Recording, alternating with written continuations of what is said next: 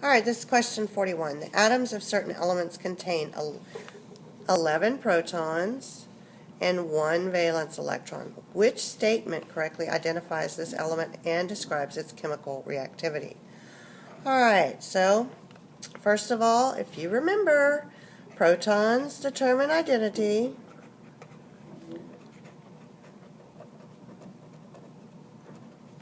Atoms, identity,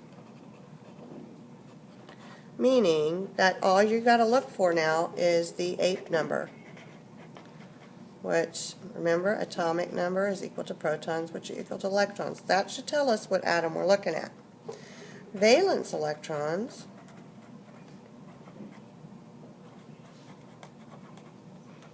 determine what? If you said reactivity, you're right. So they determine how elements chemically react with one another.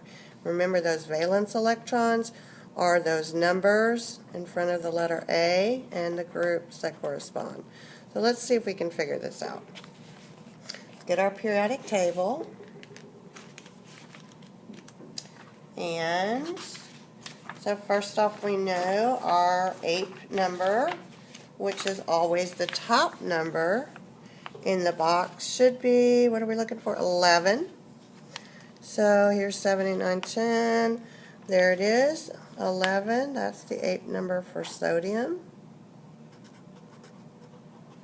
It is in group 1A.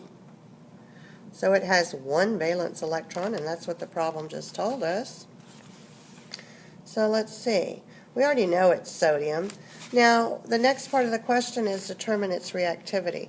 Well, we know that from here, from group 1, all the way across to group 17, these all react. All of these elements react.